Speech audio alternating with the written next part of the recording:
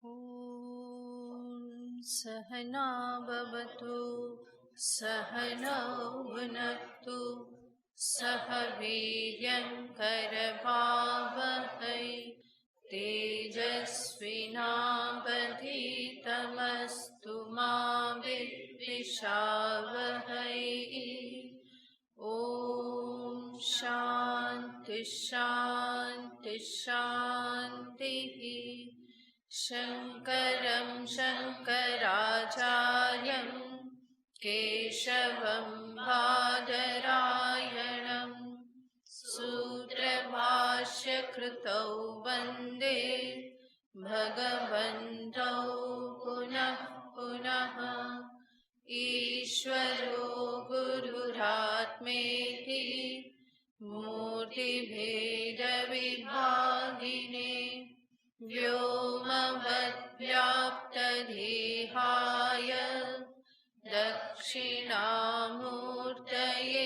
नमः।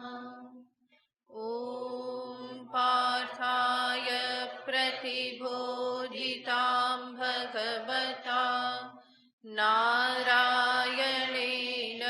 स्वयं व्यासेन ग्रथितां पुराणमुनिना मध्ये महाभारतम् अद्वैतामृतवर्षिणीं भगवतीम् अष्टादशाध्यायिनीम् अम्ब त्वामनुसन्दधामि भगवद्गीते भवद्वेषिणीम्। यं ब्रह्मा वरुणेन्द्ररुद्रमरुतः स्तुन्वन्ति दिव्यैस्तवैः वेदैः साङ्गपदक्रमोपनिषदे गायन्ति यं सामगाः। ध्यानावस्थिततद्गतेन मनसा पश्यन्ति यं योगिनः यस्यान्तं न विदुःसुरासुरगणा देवाय तस्मै नमः। यस्यान्तं न विदुःसुरासुरगणा देवाय तस्मै नमः।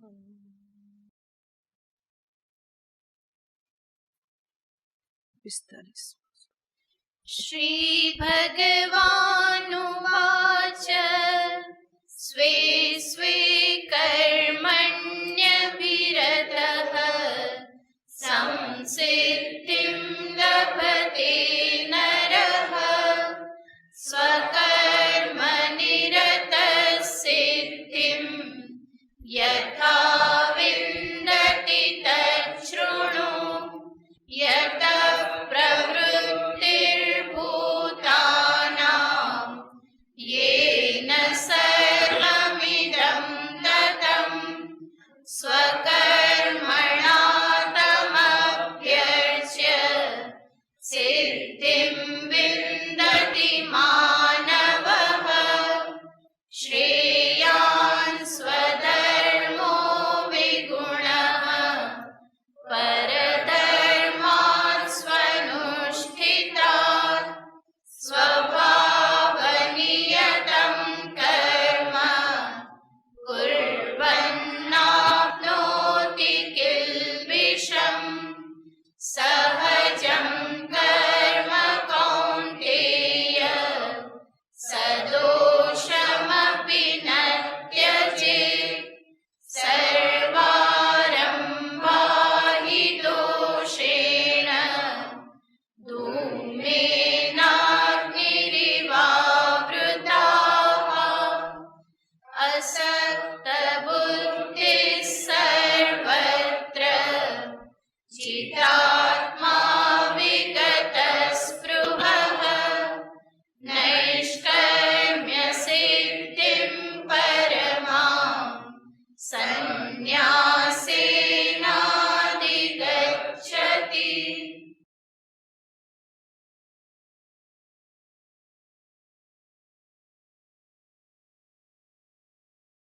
આપણે અનેક વખત જોયેલું છે સમસ્ત ગીતા શાસ્ત્રમાં ભગવાન શ્રી કૃષ્ણચંદ્ર અધ્યાત્મ સાધનાને, અધ્યાત્મ જ્ઞાનની સાધનાને બે વિભાગમાં વહેંચે છે.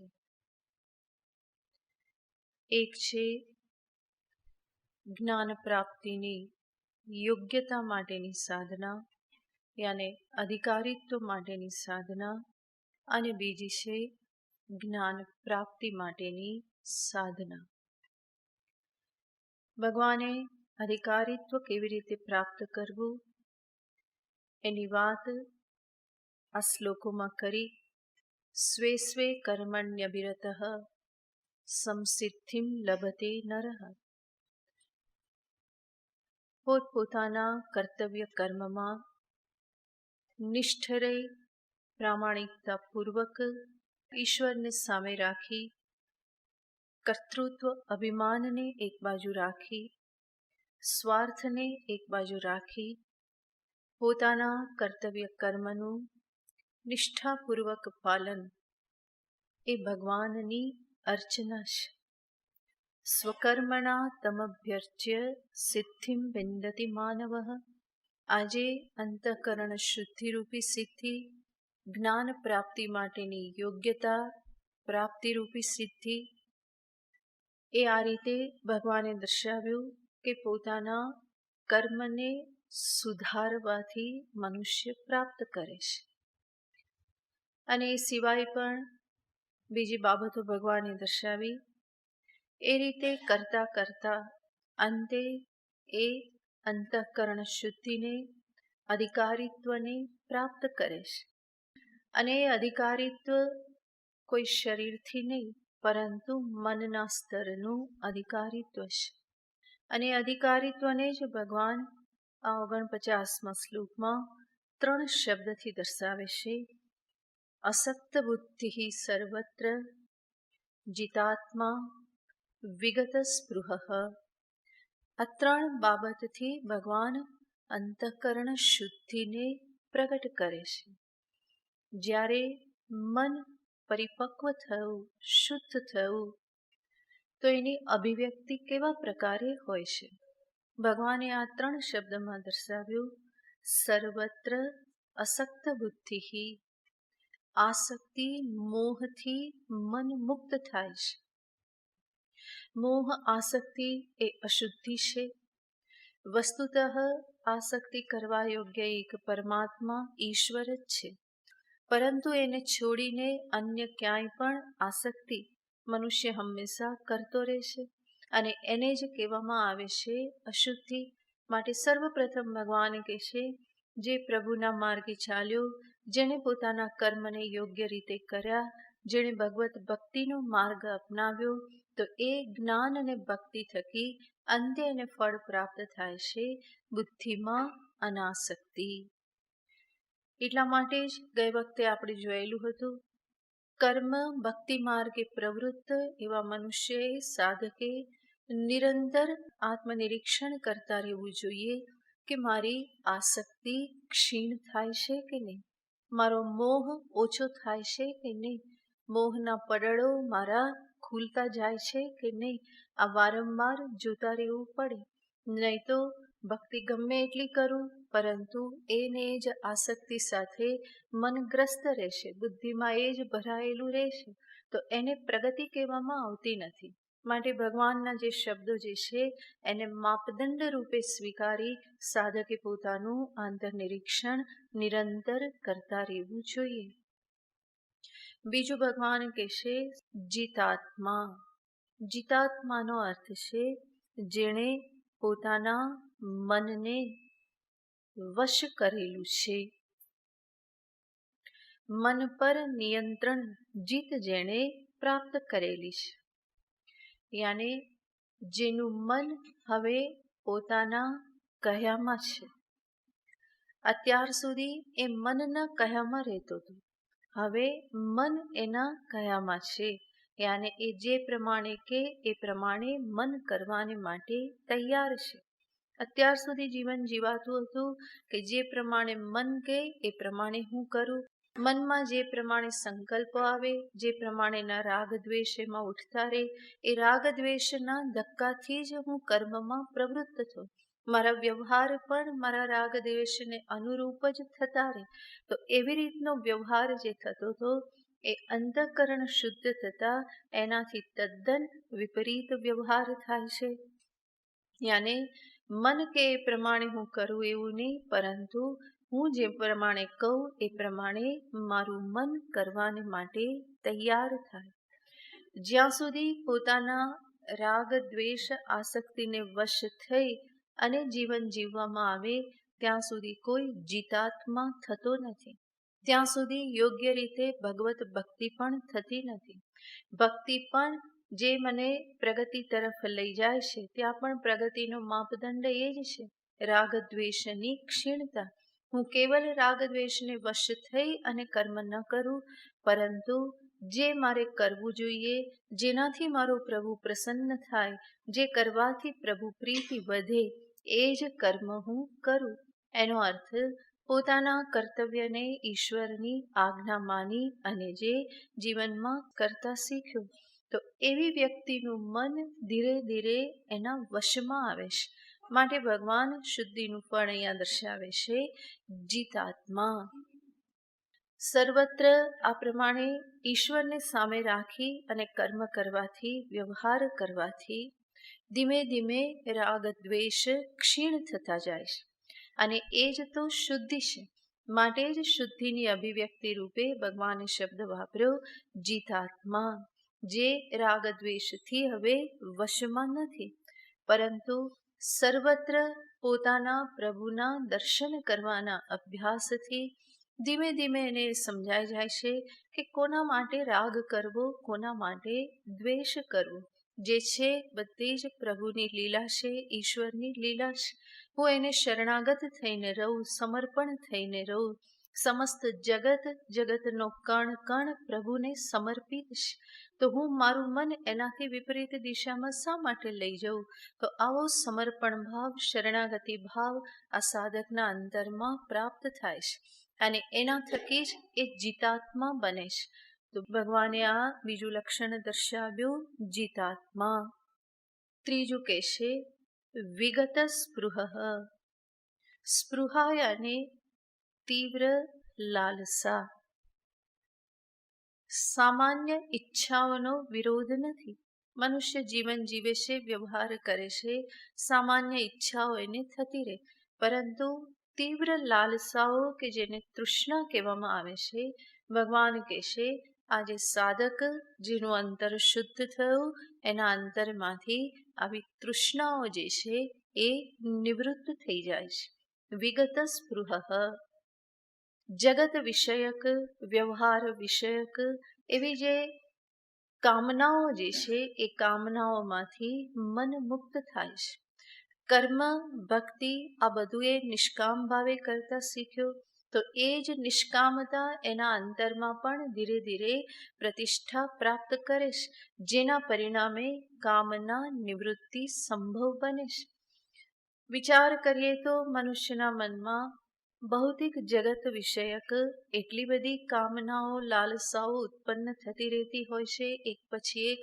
આ મેળવી લઉં, આ કરી લઉં, અહીંયા જઈ આવું, અહીંયા પહોંચી જવું, આટલું આમ થઈ જાય, આ નિરંતર ચાલતું રહેતું હોય છે. અને એ પ્રમાણે નિરંતર ચાલતું રહે તો ભગવાન કહે છે એ અશુદ્ધિની નિશાની છે.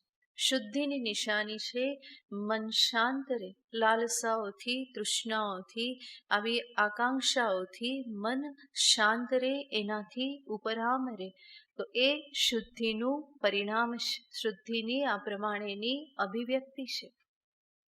એટલા માટે કહેવામાં આવે કે નિષ્કામતા એ શુદ્ધિ છે અને નિષ્કામતા એ જ વૈરાગ્ય છે. વૈરાગ્ય અને નિષ્કામતા એ લગભગ સમાનાર્થી શબ્દ છે. વૈરાગ્યનો અર્થ પણ છે કે એવા કોઈ વિષયમાં રાગ કે કામના રહી નથી. તો નિષ્કામતા વૈરાગ્ય એ બંને લગભગ સમાનાર્થી છે. માટે જ કહેવામાં આવે નિષ્કામતા એ જ શુદ્ધિ, નિષ્કામતા એ જ વૈરાગ્ય. તો આ પ્રમાણે ભગવાન વિગત સ્પૃહ એ શબ્દથી ભગવાન વૈરાગ્યનું પ્રતિપાદન કરે છે. આવી વ્યક્તિ જેને ભગવાન અધિકારી મુમુક્ષુ તરીકે દર્શાવે છે.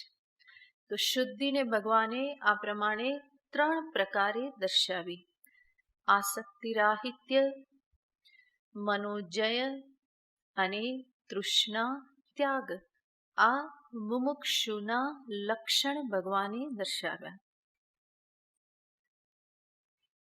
આવો શુદ્ધાંતકરણ મુમુક્ષુ જે છે એના માટે ભગવાન આગળ કહેશે કે આવો મુમુક્ષુ પરમામ નૈષ્કર્મ્ય સિદ્ધિમ સંન્યાસેન અધિગચ્છતિ. આવી વ્યક્તિ જે છે એ નૈષ્કર્મ્ય સિદ્ધિમ અધિગચ્છતિ. અને નૈષ્કર્મ્ય સિદ્ધિ કેવી? પરમામ નૈષ્કર્મ્ય સિદ્ધિમ. પરમ નૈષ્કર્મ્ય સિદ્ધિને એ પ્રાપ્ત કરે છે. આગળ તો ભગવાને એક સિદ્ધિ કહી, એ સિદ્ધિ છે અંતઃકરણ શુદ્ધિ રૂપી સિદ્ધિ. અને આ બીજી સિદ્ધિ નૈષ્કર્મ્ય સિદ્ધિ એ જ છે આત્મજ્ઞાન રૂપી સિદ્ધિ. તો ભગવાન બે જ વાત કરે છે, અધિકારીત્વ માટેની સાધના અને જ્ઞાન માટેની સાધના. તો અહીંયા દ્વિતીય સિદ્ધિને ભગવાન કહેશે નૈષ્કર્મ્ય સિદ્ધિ. નૈષ્કર્મ્ય સિદ્ધિના 2 અર્થ થઈ શકે. આ મુમુક્ષુ નૈષ્કર્મ્ય સિદ્ધિને પ્રાપ્ત કરે છે એનો અર્થ નિષ્કર્મ, એનો જ ભાવ છે નૈષ્કર્મ્ય. પરિપૂર્ણ બ્રહ્મ પરમાત્મ સ્વરૂપને સમજવાથી આજે જ્ઞાની મનુષ્ય જે મુમુક્ષુમાંથી જ્ઞાની થાય છે એ જ બ્રહ્મ સ્વરૂપ, પરિપૂર્ણ બ્રહ્મ સ્વરૂપને જાણવાથી, સમજવાથી ઉપરામ થઈ જાય છે, નિવૃત્તિને પ્રાપ્ત કરે છે. પોતાનામાં એટલો સંતોષ, સુખ, શાંતિને, પરિપૂર્ણતાને એ અનુભવ કરે છે કે હવે એને જગતમાંથી બીજું કંઈ પ્રાપ્ત કરવા જેવું, દોડવા જેવું કંઈ લાગતું નથી. અને એટલા માટે અર્થ થાય છે નૈષ્કર્મ્ય સિદ્ધિ આને નિષ્ક્રિય બ્રહ્માત્મ બોધાત. બ્રહ્મ સ્વરૂપ, ચૈતન્ય બ્રહ્મ સ્વરૂપ કે જે શુદ્ધ ચિદઘન માત્ર, જેમાં કોઈ કર્મ નથી, કોઈ ભોગ નથી, એવા પોતાના આત્મ સ્વરૂપને સમજવાથી, એ પરિપૂર્ણતાના અનુભવથી, અંદરથી ભર્યા થયેલાના અનુભવથી જે પણ બીજા કર્મ કે જે કર્મ થકી અધૂરપ પ્રગટ થાય છે એવા સર્વ કર્મ જેનાથી શાંત થઈ ગયેલા છે. તો એ વ્યક્તિને સામે રાખી અને પ્રથમ અર્થ કે કેવો થઈ જાય છે? નિવૃત્તિ પરાયણ થઈ જાય છે. નિવૃત્તિ પરાયણતાના મૂળમાં છે આત્મજ્ઞાન, અને એ સિદ્ધિને આ વ્યક્તિ પ્રાપ્ત કરે છે. બીજો અર્થ નૈષ્કર્મ્ય સિદ્ધિનો થાય છે જે બ્રહ્મ સ્વરૂપને સામે રાખીને કહેવામાં આવ્યું છે. પહેલું બ્રહ્મ જ્ઞાન, બ્રહ્મ સ્વરૂપ જેણે સમજી લીધું એ વ્યક્તિને સામે રાખીને અર્થ થયો. બીજો અર્થ બ્રહ્મ સ્વરૂપને સામે રાખીને કરવામાં આવે છે અને ત્યાં અર્થ થાય છે નિષ્કર્મ એ છે બ્રહ્મનું સ્વરૂપ, એનો ભાવ છે નૈષ્કર્મ્ય. અને એ નૈષ્કર્મ્ય એવા બ્રહ્મ સ્વરૂપની સિદ્ધિને, યાની નૈષ્કર્મ્ય એવા બ્રહ્મ સ્વરૂપમાં અવસ્થિતિને જે પ્રાપ્ત કરી લેશે, એ બ્રહ્મ સ્વરૂપની સિદ્ધિ એને જ જે પામી લેશે, તો એ નૈષ્કર્મ્ય સિદ્ધિ અને બ્રહ્મ સિદ્ધિ, બ્રહ્મ જ્ઞાન રૂપી સિદ્ધિ, બ્રહ્મ નિષ્ઠા રૂપી સિદ્ધિ, એને આ મુમુક્ષુ અધિગચ્છતિ, પ્રાપ્ત કરી લેશે. કેવી રીતે? ભગવાન ફરી એક શબ્દ અહીંયા વાપરે છે, નૈષ્કર્મ્ય સિદ્ધિમ પરમામ સંન્યાસેન અધિગચ્છતિ. કેવી રીતે પ્રાપ્ત કરે છે? સંન્યાસથી પ્રાપ્ત કરે છે. સંન્યાસ શબ્દનો અર્થ થાય છે ત્યાગ. અધ્યાત્મ સાધના એ ત્યાગનો માર્ગ છે. અહીંયા જે કંઈ પણ મેળવવાનું છે, જે કંઈ પણ ઉપલબ્ધિ છે, એ ત્યાગ થકી છે. બીજા બધા માર્ગમાં કંઈક પ્રાપ્તિ કરવાની, કંઈક ઉપલબ્ધિ, કંઈક મળે તો એને કહેવાય છે કે હા, અમે આ માર્ગમાં આગળ વધ્યા. જ્યારે અધ્યાત્મ માર્ગમાં જેટલું તમે છોડો, ત્યાગો, એટલા તમે આગળ વધ્યા કહેવાય. ભૌતિક જગતમાં ધન પ્રાપ્ત કર્યું તો કહેવામાં આવે તો બહુ આગળ વધી ગયા. વિદ્યા પ્રાપ્ત કરી કોઈ ભૌતિક જગતના વિષયની તો કહેવામાં આવે કે બહુ આગળ વધી ગયા. માન પ્રતિષ્ઠા પ્રાપ્ત કર્યા તો કહેવામાં આવે કે તો બહુ મોટા માણસ થઈ ગયા. તો અહીંયા આ બધું મેળવવાથી એને મોટપ ગણવામાં આવે છે અને કહેવામાં આવે છે કે બહુ આગળ વધ્યા, એને પ્રગતિ ગણવામાં આવે છે. જ્યારે અધ્યાત્મ શાસ્ત્રમાં કંઈ પકડવાથી પ્રગતિ નથી, પરંતુ જે પકડેલું છે એને છોડવાથી પ્રગતિ છે. અહીંયા ત્યાગમાં પ્રગતિ સમાયેલી છે, છોડવામાં જ ઉપલબ્ધિ છે.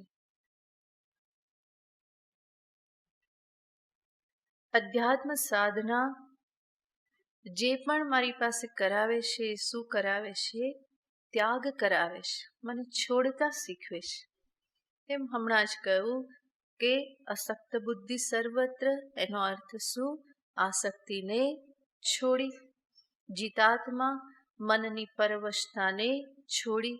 વિગત સ્પૃહ સ્પૃહાને છોડી. તો આ બધું અહીંયા છોડવાની મહિમા છે, છોડવાનું મહાત્મ્ય છે. માટે ઉપનિષદ કહે છે ત્યાગેન એકે અમૃતત્વ માનસુઃ ન કર્મણા ન પ્રજયા ધનેન ત્યાગેનૈકે અમૃતત્વ માનસુઃ. અનેક વખત તમે સાંભળ્યું છે, ન કર્મથી, ન પ્રજાથી, સંતાનથી, ન ધનથી, પરંતુ કેવી રીતે અમૃતત્વની પ્રાપ્તિ થાય છે? ત્યાગેન એકે અમૃતત્વમ આનશુઃ. ત્યાગથી જ અમૃતત્વની પ્રાપ્તિ કરેલી છે. અને ત્યાગ શેનો? એક જ વાક્યમાં કહીએ તો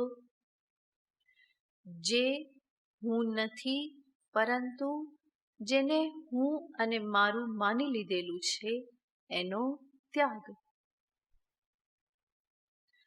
હું સિવાયનું વાસ્તવિક અહમ, હું સિવાયનું જેટલું જેટલું મેં હું રૂપે પકડેલું છે, અને હું રૂપે પકડેલું છે પરિણામે એની સાથે મમત્વ, મારા રૂપે પણ ઘણું બધું પકડેલું છે.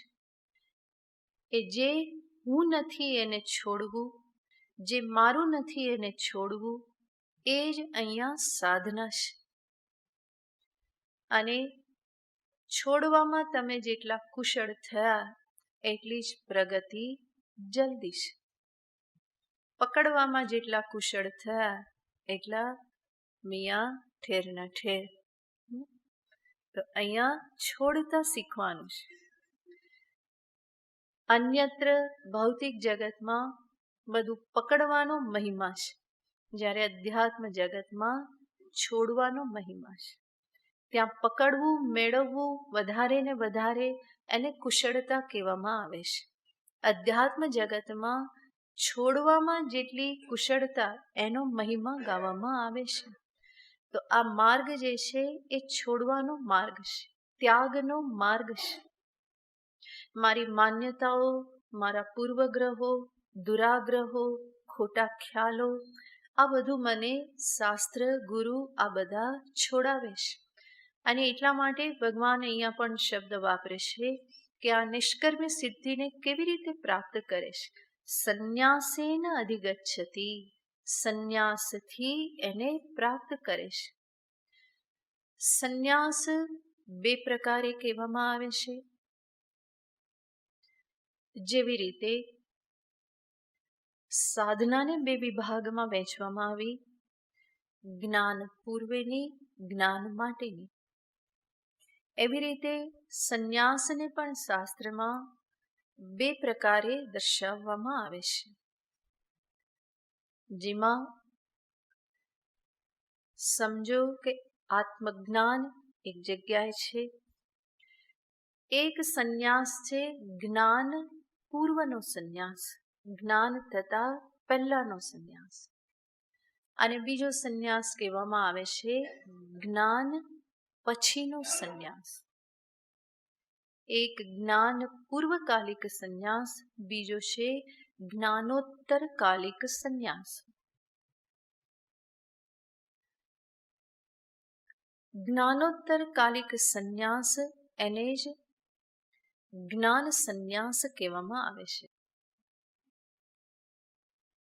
ગીતાનો એક અધ્યાય છે જ્ઞાન સંન્યાસ યોગો નામ પંચમો અધ્યાય. તો જ્ઞાન સંન્યાસ એ છે જ્ઞાન પછીનો જે સંન્યાસ છે, જ્ઞાન સંન્યાસ, અને જ્ઞાન રૂપ જ જ્ઞાનથી થતો સંન્યાસ, ત્યાગ, જેને શાસ્ત્રીય ભાષામાં વિદ્વત સંન્યાસ પણ કહેવામાં આવે છે. વિદ્વત સંન્યાસ અને વિદ્વાન, વિદ્યા પ્રાપ્ત કરી એ વિદ્વાન થયો તો જાણવાથી, બ્રહ્મ જ્ઞાનથી આપોઆપ પ્રાપ્ત થતો લેવાતો સંન્યાસ, કે જ્યાં પછી કોઈ વિધિ વિધાનની આવશ્યકતા નથી. જ્ઞાન પૂર્વકાલિક જે સંન્યાસ જે છે એને શાસ્ત્રીય ભાષામાં સાધન સંન્યાસ કહેવામાં આવે છે.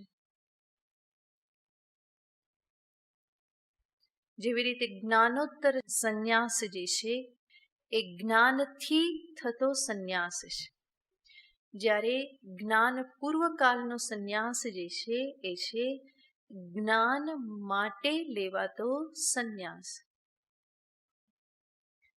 સાધન રૂપ સંન્યાસ, જ્ઞાન માટે જે સાધન રૂપ છે, કે જ્યાં ત્યાગ પ્રયત્નપૂર્વક કરવામાં આવે છે. જ્ઞાનોત્તર સંન્યાસમાં ત્યાગ સહજ છે, જ્યારે જ્ઞાન પૂર્વકાલિક સંન્યાસમાં ત્યાગ પ્રયત્નપૂર્વક કરવામાં આવે છે. જે સંન્યાસને બીજા શબ્દમાં વિવિદિશા સંન્યાસ પણ કહેવામાં આવે છે. વિવિદિશા વેદિતુમ ઈચ્છા, આત્માને જાણવાની ઈચ્છાથી લેવામાં આવતો સંન્યાસ. ભગવાન અહીંયા કહેશે સંન્યાસેન અધિગચ્છતિ. તો એ સંન્યાસ યાને કયો સંન્યાસ છે? સંન્યાસ વડે યાને સાધન સંન્યાસ. કહેવામાં આવે છે કે અંતઃકરણ શુદ્ધિનું સહજ પરિણામ છે સાધન સંન્યાસ. અંતરમાં સંન્યાસ લેવાની ઈચ્છા થાય તો શું સમજવું? હા, ઊંચું જુઓ, વાંધો નહીં, બધા નીચું જોઈ ગયા. એ તો એક બહુ પવિત્ર ઈચ્છા છે. એવી શુદ્ધિ થઈ હોય તો જ એવી ઈચ્છા થાય, નહીં તો કેટલી બધી બિનસલામતી લાગે, ઘડીકમાં એ છૂટતું નથી. તો સંન્યાસ, વિવિદિશા સંન્યાસ જે છે એ અંતઃકરણ શુદ્ધિનું સહજ પરિણામ છે. સંન્યાસની વાત તમારી સામે કરું છું કારણ કે ભગવાને શબ્દ વાપર્યો, બરાબર ને? બધા ગૃહસ્થ છો, પણ મારે કહેવું તો પડે. જે પણ સ્પિરિટ છે, શાસ્ત્રનો જે અર્થ થતો હોય, શ્લોકનો અર્થ એ કેવો જ પડે, કારણ કે સ્પષ્ટ સંન્યાસ શબ્દ ભગવાને વાપરેલો છે. તો સંન્યાસ બાહ્ય રીતે ધારણ ન કરો તો કંઈ નહીં, પરંતુ સંન્યાસના સ્પિરિટને તો સમજવો જ રહ્યો.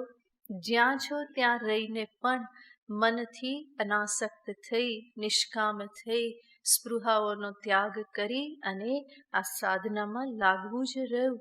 બે કામ એકસાથે થવાના નથી. જગતની કામના પૂર્તિઓ પણ જોઈએ અને સાથે સાથે નિષ્કર્મ્ય સિદ્ધિ પણ જોઈએ. આ બે કામ સાથે નહીં થાય.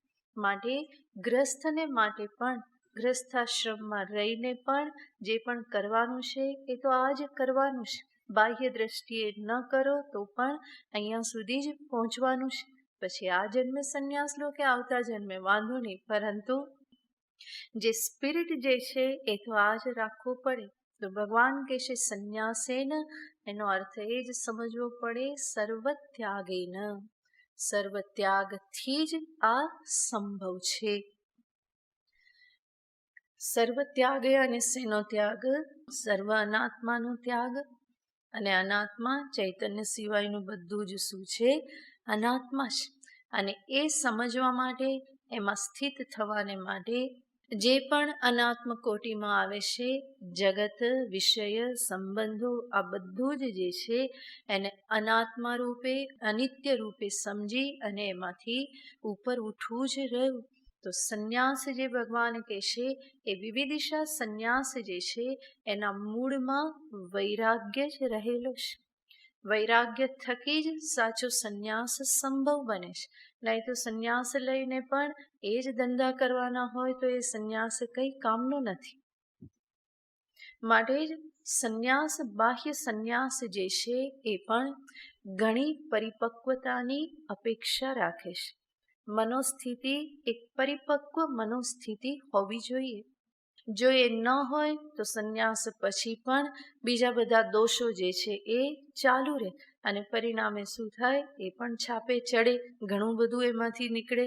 તો એવી રીતનો સંન્યાસ કોઈ કામનો નથી. સંન્યાસ વૈરાગ્યપૂર્વક હોય, વિવેકપૂર્વક હોય. સંન્યાસના મૂળમાં છે વૈરાગ્ય, વૈરાગ્યના મૂળમાં છે વિવેક, વિવેકના મૂળમાં છે નિષ્કામ કર્મ, સ્વધર્માચરણ, કર્તવ્યનું આચરણ. તો આ બધા એકબીજાની સાથે સંબંધિત છે. જો એક પણ કડી ક્યાંક એની ઉપેક્ષા થઈ ગઈ કે ક્યાંક એની કમી આવી ગઈ તો જ્યાં સુધી પહોંચવાનું છે ત્યાં સુધી પહોંચી શકાતું નથી. એટલા માટે આપણે અનેક વખત જોયું છે કે અહીંયા કોઈ શોર્ટકટ નથી. જે હોવું જોઈએ એ હોવું જ જોઈએ, એ જ માર્ગે ચાલવું પડે. કોઈ શોર્ટકટ અહીંયા છે નહીં. અધ્યાત્મ જગતમાં મહાપુરુષો જે માર્ગે ચાલ્યા છે, શાસ્ત્ર જે પદ્ધતિ મને દર્શાવે છે એ જ પદ્ધતિથી મારે આગળ વધવું રહ્યું. તો ભગવાને અહીંયા કહ્યું સંન્યાસેન અધિગચ્છતિ. આ સંન્યસ્ત જીવન જે છે એ આત્મજ્ઞાનની સાધનાને માટે એક સૌથી અનુકૂળ જીવન છે. એટલા માટે ભગવાન કહેશે સંન્યાસેન અધિગચ્છતિ. અનુકૂળતા છે. જે કર્મ એ શાસ્ત્ર આજ્ઞાથી કરતો હતો, શાસ્ત્ર એ કર્મમાંથી એને નિવૃત્તિ આપે છે. શાસ્ત્ર અનુજ્ઞાપૂર્વક જ એ કર્મથી એ નિવૃત્ત થાય છે. સર્વ પ્રકારની જવાબદારીઓમાંથી એ મુક્ત થાય છે. જેના પરિણામે એ પોતાનો મોટા ભાગનો સમય જે છે એ શેમાં વિતાવી શકે? આ જ્ઞાન પ્રાપ્તિની સાધનામાં વ્યતીત કરી શકે. માટે સંન્યાસ લઈ અને કહેવામાં આવે છે સંન્યસ્ય શ્રવણમ કુર્યાત. સંન્યાસ લઈ શ્રવણ કરે, મનન કરે, નિધિધ્યાસન કરે. તો સંન્યાસ લેવામાં આવે તો એનું પ્રયોજન, એનું લક્ષ્ય શું હોવું જોઈએ? શ્રવણ, મનન, નિધિધ્યાસન.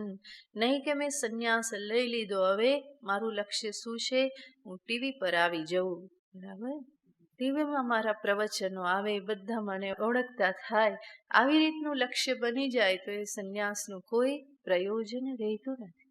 એવી પ્રસિદ્ધિ માટે સંન્યાસ લેવાતો નથી, બલ્કે એ પ્રસિદ્ધિ આદિ સર્વથી જે વિરક્ત થયો એ જ સંન્યાસનો અધિકારી છે.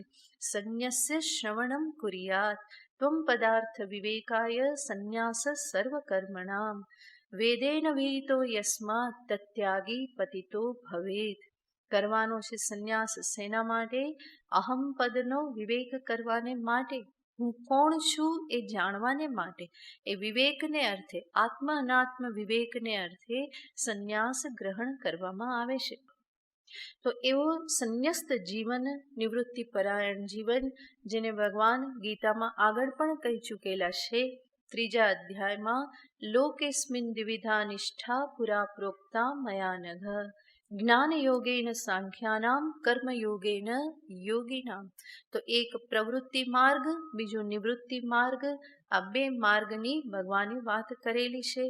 અને પ્રવૃત્તિ માર્ગ જે છે એ પણ અંતે નિવૃત્ત થવા માટે છે. પ્રવૃત્તિ મને નિવૃત્તિ માટે તૈયાર કરનારી હોવી જોઈએ. નહીં કે પ્રવૃત્તિના પરિણામે હું નિવૃત્તિથી હંમેશા ડરતો રહું, એ પ્રમાણે નહીં, પરંતુ પ્રવૃત્તિ એવી રીતે કરો કે જે તમને નિવૃત્તિ માટે તૈયાર કરે. શાંતિથી બેસતા મને આવડે, હંમેશા કંઈ ને કંઈ કરતો જ રહું, એવી જે વૃત્તિ જે છે એમાંથી હું બહાર આવું, એવી પરાધીનતામાંથી હું બહાર આવું. અને એવું ક્યારે સંભવ બને? સ્વે કર્મણ્યભિરતઃ સ્વકર્મણા તમભ્યર્ચ્ય, જે ભગવાને આગળ બધું કહ્યું એને ધ્યાનમાં રાખવામાં આવે તો મારી પ્રવૃત્તિ મને નિવૃત્તિને માટે તૈયાર કરનારી બને છે. તો એવા સંન્યાસને ભગવાન અહીંયા દર્શાવે છે કે જે સાધનરૂપ સંન્યાસ છે. સંન્યાસેન અધિગચ્છતિ. સંન્યાસ શ્રવણ મનન નિધિધ્યાસનનું ઉપલક્ષણ છે. તો નૈષ્કર્મ્ય સિદ્ધિને કેવી રીતે પ્રાપ્ત કરે છે? તો કે શ્રવણ મનન નિધિધ્યાસન પરાયણ થઈને. ભગવાને અહીંયા કહ્યું તો ખરું કે આવી રીતે અસક્ત બુદ્ધિ, જીતાત્મા, વિગત સ્પૃહ જે છે એ નૈષ્કર્મ્ય સિદ્ધિને પ્રાપ્ત કરે છે. એનો અર્થ ભગવાને કહ્યું કે અંતઃકરણ શુદ્ધિરૂપી સિદ્ધિ જેણે પ્રાપ્ત કરી એ કોને પ્રાપ્ત કરે છે? નૈષ્કર્મ્ય સિદ્ધિને પ્રાપ્ત કરે છે. પરંતુ આ અંતઃકરણ શુદ્ધિરૂપી સિદ્ધિ અને નૈષ્કર્મ્ય સિદ્ધિ, આ બંનેની વચ્ચે પણ ઘણી સાધના સોપાન સમાયેલા છે. એ શું સાધના છે, કેવી રીતના સોપાન છે, એને ભગવાન હજુ આગળ દર્શાવવાના છે. કે જે વાત ભગવાને ગીતાજીમાં મોટે ભાગે કરેલી નથી. ગીતાજીમાં ભગવાન બે જ વાત કરે છે. કઈ બે વાત? અંતઃકરણ શુદ્ધિની વાત કરે અને આત્મજ્ઞાનની વાત કરે. પણ આ બંનેની વચ્ચેની જે સાધના જે છે, જે ઇન્ટેન્સ સાધના જે કહેવામાં આવે, એની ભગવાને બીજે ક્યાંય વાત કરેલી નથી. તો એ વાત ભગવાન અહીંયા સંક્ષેપમાં કરે છે, કારણ કે એ વાત કરવી પણ જરૂરી છે. નહીં તો શું થઈ જાય કે સંન્યાસ લઈ લીધો એટલે શું થઈ ગયું? સિદ્ધ થઈ ગયા. તો એટલા માત્રથી નથી, સંન્યાસ પછીની જે સાધના જે છે એને પણ ભગવાન અહીંયા દર્શાવવા માંગે છે. માટે ભગવાન કહે છે કે આ નૈષ્કર્મ્ય સિદ્ધિ જે છે એને કોઈ પણ સાધક મનુષ્ય કેવી રીતે પ્રાપ્ત કરે છે, તો એને ભગવાન દર્શાવવાના છે, જેની પ્રતિજ્ઞા ભગવાન 50મા શ્લોકમાં કરે છે. સિદ્ધિમ પ્રાપ્તો યથા બ્રહ્મ,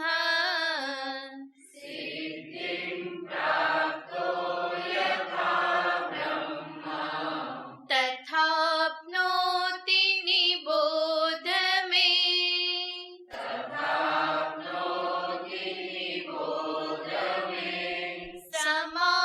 સમાસેનૈવ કૌન્તેય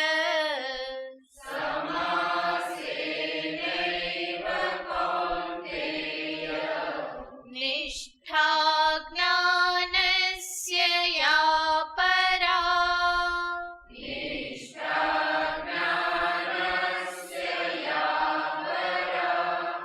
સિદ્ધિમ પ્રાપ્તો યથા બ્રહ્મ, તથાપ્નોતિ નિબોધ મે. સમાસેનૈવ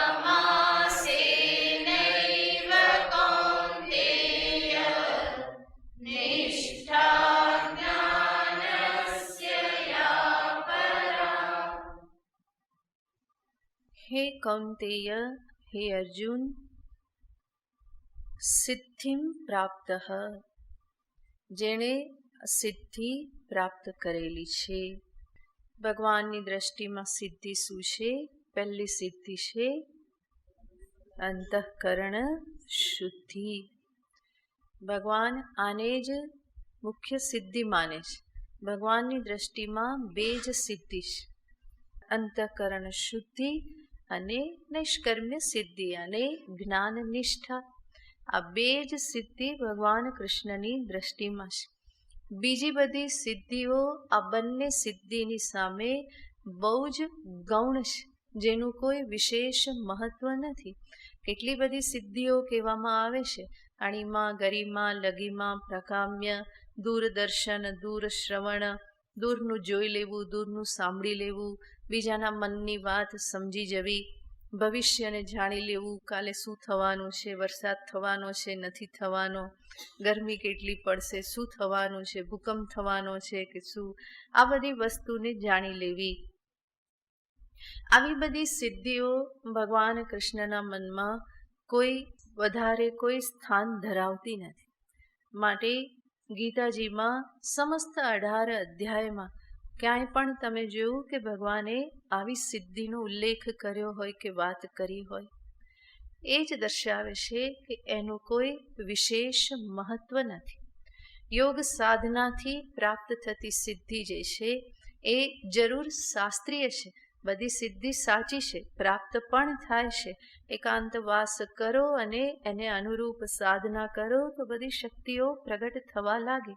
પરંતુ યોગ શાસ્ત્રમાં પણ કહેવામાં આવે છે કે એ બધી સિદ્ધિઓ જ્યારે પ્રગટ થાય તો શું કરવાનું? એની ઉપેક્ષા કરવાની, એને હાથ જોડી દેવાના કે ભાઈ બીજે જાઓ, અહીંયા મારે કંઈ કામ નથી, મારે હજુ આગળ વધવાનું છે. તો સ્વયં યોગ શાસ્ત્રમાં પતંજલિ મુનિ પણ એ પ્રમાણે કહે છે. એનો અર્થ એ બધી જ સિદ્ધિઓ જે છે એ સંસાર અંતર્ગત છે. એ મારી જે સાંસારિક જે બંધનરૂપ સ્થિતિ જે છે એમાંથી મને મુક્ત કરનાર નથી. માટે જ સ્વયં કૃષ્ણ પરમાત્મા સમસ્ત 18 અધ્યાયમાં અર્જુનની સામે ક્યાંય પણ આ સિદ્ધિની ક્યાંય પણ કોઈ ઉલ્લેખ કરતા નથી, બલ્કિ વારંવાર કઈ સિદ્ધિની વાત કરે છે? શુદ્ધિરૂપી સિદ્ધિની વાત કરે છે. અંતરને શુદ્ધ કરો. આજે રાગદ્વેષની પકડમાં અનાદિકાળથી જે પરાધીન જીવન જીવતા આવ્યા છો એમાંથી બહાર નીકળવું, એ મનની પકડમાંથી મુક્ત થવું, ભગવાન એને બહુ મોટી સિદ્ધિ કહે છે. તો એનો જ ઉલ્લેખ ભગવાન અહીંયા સિદ્ધિ શબ્દથી કરે છે.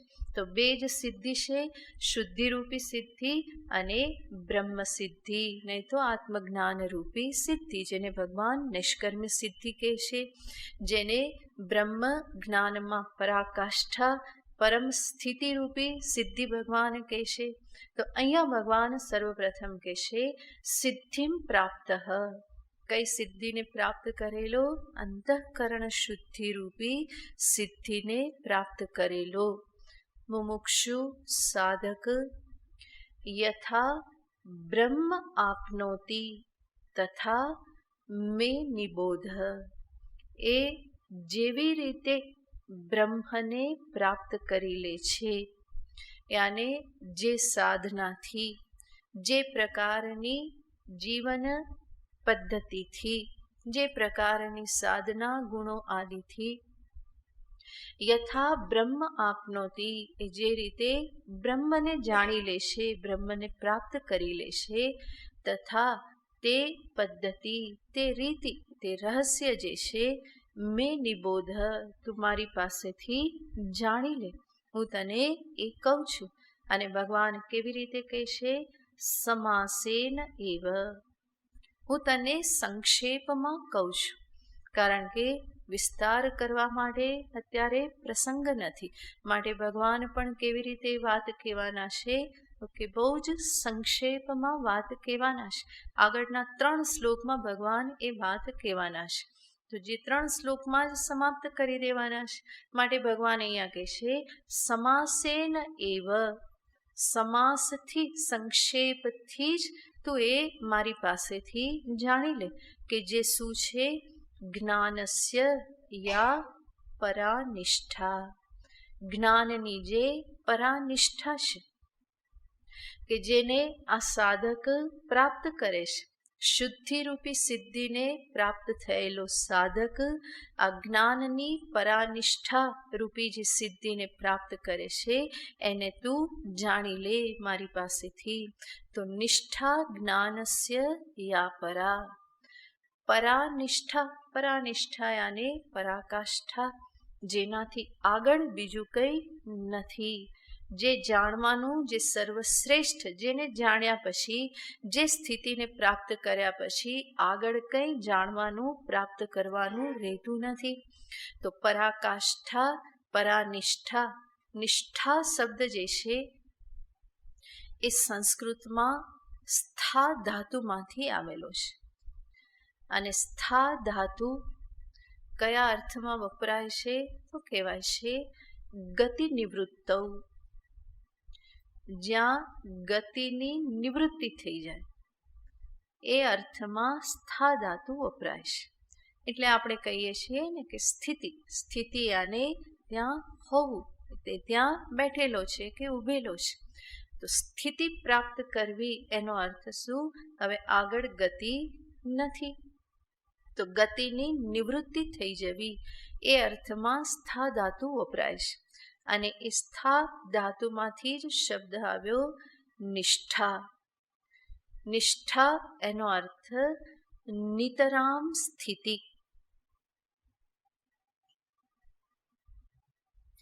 નિતરામ સ્થિતિ એનો અર્થ એવી સ્થિતિ કે હવે જ્યાં કોઈ આગળ ગતિ કરવાની રહેતી નથી. જીવના સંદર્ભમાં વિચાર કરીએ તો જીવ અનાદિકાલથી નિરંતર ગતિ કરતો આવ્યો છે. એક દેહમાંથી બીજા દેહમાં, બીજા દેહમાંથી ત્રીજા દેહમાં આ ગતિ એની નિરંતર ચાલે છે. અને કેટલી બધી ગતિ! તમે વિચાર કરો, કોઈ પણ દેહ જે છે એનું આયુષ્ય કેટલું? વધારેમાં વધારે 100 વર્ષ, 200 વર્ષ. કાચબો હોય તો 300-400 વર્ષ જીવે, પણ પછી તો એ પણ નથી રહેતું. અને અનંત કાળની દ્રષ્ટિએ જ્યારે વિચાર કરીએ તો આ બધા જ કાળ, જે દેહ જે ધારણ થાય છે, કોઈ પણ દેહનો જન્મ અને મૃત્યુ, તો એ કાલ તો કેટલો છે? અતિ અલ્પ કાલ છે. એમાં જીવ નિવાસ કરે છે, ફરી એ દેહને છોડે છે, ફરી બીજા દેહમાં જાય છે, ફરી ત્રીજા દેહમાં જાય છે, ચોથા દેહમાં જાય છે. તો એક પછી એક દેહ ધારણ કરે છે. આ એની ગતિ છે, એક દેહમાંથી બીજા દેહમાં. એવી જ રીતે એક લોકમાંથી બીજા લોકમાં, ઉર્ધ્વલોકમાં કે અધોલોકમાં કે ફરી મર્ત્યલોકમાં એ નિરંતર ગતિ કરતો રહેશે. દેહથી દેહમાં ગતિ, લોકથી લોકમાં ગતિ. આ ગતિ એની નિરંતર ચાલતી રહેશે, અનાદિકાલથી સતત ચાલતી રહેશે. એટલા માટે જ કહેવામાં આવે જીવ અનાદિકાળથી ભટકી રહેલો છે, અહીં તહીં, એક દેહમાંથી બીજા દેહમાં. અને એ પણ ફરી કેવી રીતે? પરવશ થઈને. કોઈ પોતાની ઈચ્છાથી તો ફરી થતું નથી. કોઈ એવો તો સંકલ્પ કરી શકતું નથી કે આના પછી મને આ દેહ પ્રાપ્ત થાય, એવો સંકલ્પ કરીને પેલો દેહ છોડવામાં આવતો નથી. કે કયો લોક પ્રાપ્ત થાય એ પણ કોઈ સંકલ્પ મારા નિશ્ચય પ્રમાણે થતું નથી. તો દેહથી અન્ય દેહની પ્રાપ્તિ, લોકથી અન્ય લોકની પ્રાપ્તિ, આ બધું જ કેવી રીતે થાય છે? કર્મને અધીન. કર્મ સૂત્રથી બંધાયેલો આ જીવ છે.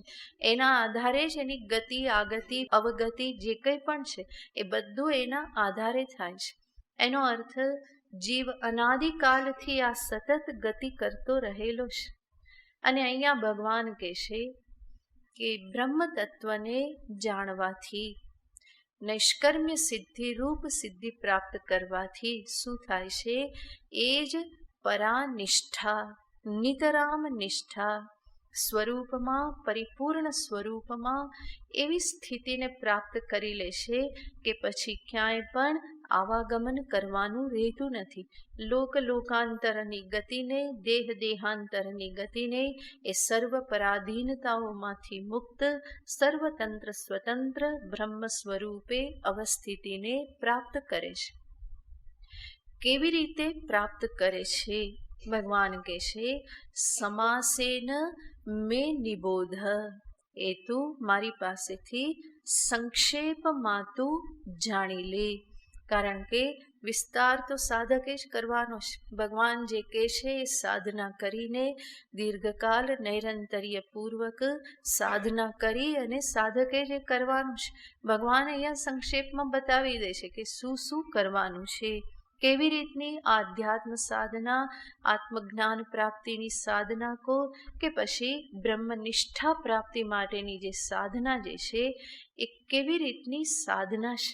એ આખું એક ભગવાન જે જીવન જે છે સાધનનિષ્ઠ જીવન, જ્ઞાનનિષ્ઠા પ્રાપ્તિ માટે પરાયણ તત્પર એવું જે એક જીવન જે છે એ કેવી રીતનું જીવન હોઈ શકે, કેવી રીતે એને જીવવાનું છે એને ભગવાન આગળના 3 શ્લોકમાં દર્શાવે છે. બુદ્ધ્યા વિશુદ્ધયા યુક્તો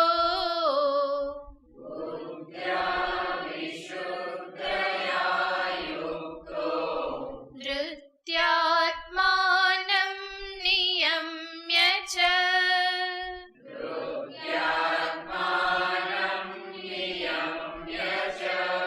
શબ્દાદીન વિષયાન્સ ત્યક્ત્વા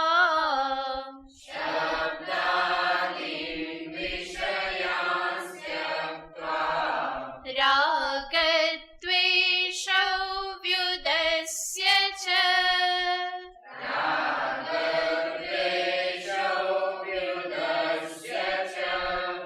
બુદ્ધ્યા વિશુદ્ધયા યુક્તો ધૃત્યાત્માનં નિયમ્ય ચ શબ્દાદીન વિષયાન્સ ત્યક્ત્વા રાગદ્વેષૌ વ્યુદસ્ય ચ. ભગવાન 3 શ્લોકમાં ઘણા બધા સોપાનો દર્શાવે છે. શું કરવું, શું ન કરવું, એવું ઘણું બધું ભગવાન દર્શાવે છે. એ સોપાન જે ભગવાન દર્શાવે છે એની પૂર્વના સોપાન પણ મનમાં રાખવા રહ્યા, જે ભગવાને હમણાં જ દર્શાવેલા છે. એને સંક્ષેપમાં જોઈએ તો તમને સરળ થઈ જાય એટલા માટે જે સોપાન જે છે એને થોડા નોંધ કરી લો. સર્વપ્રથમ સાધનાનું સોપાન છે પ્રતિષિદ્ધ કર્મનો ત્યાગ. બીજા શબ્દમાં કહીએ તો અધર્મ કર્મનો ત્યાગ. સૌથી પહેલા શું કરવું પડે? અધર્માચરણનો ત્યાગ કરવો પડે. નાવિરતો દુશ્ચરિતાત, જે દુશ્ચરિત્રથી નિવૃત્ત નથી થયો એ આત્મતત્વને જાણી શકતો નથી. કઠોપનિષદમાં તમે સાંભળશો.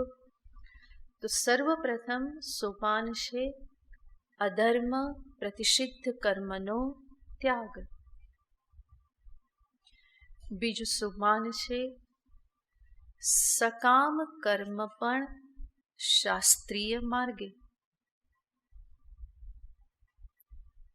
સકામ કર્મ પોતાની કામનાની પૂર્તિને માટે જે કર્મ કરીએ એ કર્મ પણ કયા માર્ગે? શાસ્ત્રીય માર્ગે. ત્રીજું સોપાન છે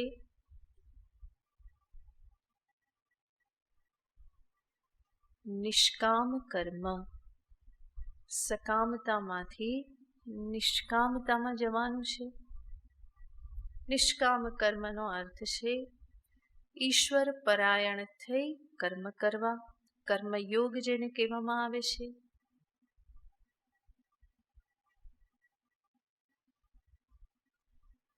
જેને ભગવાન બીજા અધ્યાયમાં દર્શાવે છે કર્મણ્યેવાધિકારસ્તે મા ફલેષુ કદાચન મા કર્મ ફલ હેતુર્ભુઃ માતે સંગોસ્ત્વ કર્મણે. તો એક કર્મયોગ જે છે એને જ કહેવામાં આવે છે નિષ્કામ કર્મરૂપી સોપાન. એ કર્મથી સ્વકર્મણા તમભ્યર્ચ્ય, જે ભગવાને કહ્યું ઈશ્વરની પૂજા કરવી, એના પરિણામે શું પ્રાપ્ત થાય? સ્વકર્મણા તમભ્યર્ચ્ય સિદ્ધિમ વિંદતિ માનવઃ. એના થકી વૈરાગ્યરૂપી અંતઃકરણ શુદ્ધિની પ્રાપ્તિ.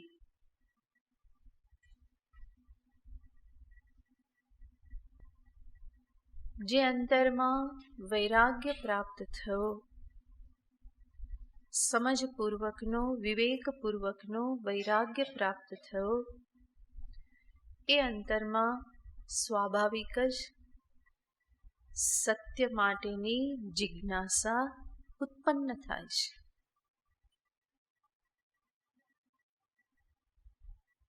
અંતરમાં પ્રશ્ન ઉત્પન્ન થશે, મારું જીવન શેના માટે, શું લક્ષ્ય છે? આવા કેટલા જીવનો પૂરા કર્યા, એક પછી એક જીવન પૂર્ણ કરીને મારે પહોંચવાનું ક્યાં છે? હું આવ્યો ક્યાંથી, પહોંચવાનું ક્યાં છે, હું કોણ છું? આ બધા જે પ્રશ્નો જિજ્ઞાસા અંતરમાં ઉત્પન્ન થાય છે. અને જિજ્ઞાસા ઉત્પન્ન થાય તો જિજ્ઞાસાના સમાધાનને માટે પણ પ્રવૃત્તિ થશે, જેના પરિણામે એ કોઈક આચાર્ય ચરણમાં, ગુરુચરણમાં પહોંચે છે. તો આગળનું સોપાન છે ગુરુપસદન.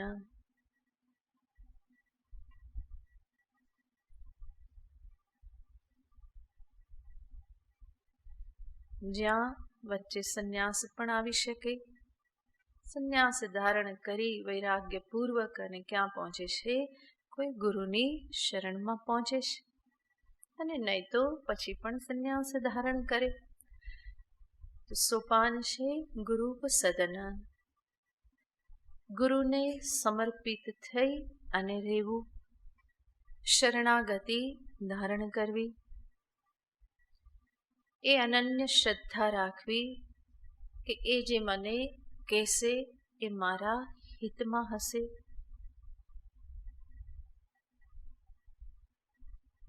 આગળનું જીવન એમને સોંપી, એમને પૂછીને હું જીવું.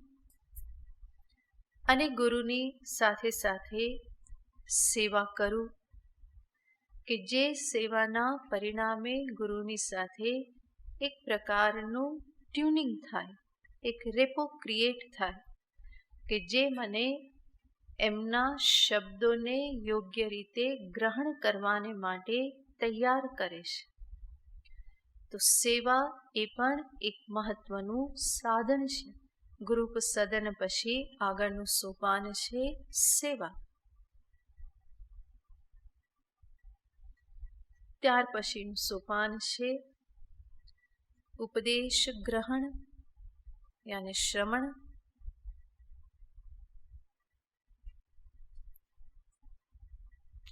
શ્રવણની સાથે સાથે મનન પણ.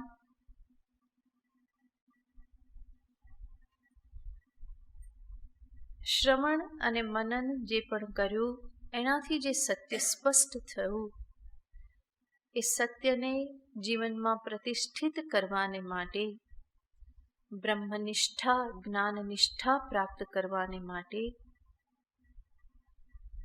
નિધિધ્યાસન રૂપી સાધના. એ શ્રવણ મનન નિધિધ્યાસન રૂપી સાધના જે છે, મુખ્યતયા નિધિધ્યાસન રૂપી સાધના જે છે એ કેવી રીતે થાય, કેવા પ્રકારની મનોસ્થિતિ સાથે થાય, એને ભગવાન આ 3 શ્લોકમાં દર્શાવે છે. જેમાં સર્વપ્રથમ ભગવાન કહેશે, શુદ્ધ બુદ્ધિથી યુક્ત થઈ ધૈર્ય ધારણ કરી મનને નિયંત્રણમાં રાખી શબ્દાદિ વિષયોનો ત્યાગ કરી, રાગ દ્વેષનો ત્યાગ કરી આગળ શું કરવાનું અને આગળના શ્લોકમાં કહેશે, જેને પછી જોઈશું. ઓમ પૂર્ણમદ પૂર્ણમિદમ પૂર્ણાત પૂર્ણમુદચ્યતે પૂર્ણસ્ય પૂર્ણમાદાય પૂર્ણમેવાવશિષ્યતે. ઓમ શાંતિ શાંતિ શાંતિ. હરિ ઓમ શ્રી ગુરુભ્યો નમઃ. હરિ ઓમ.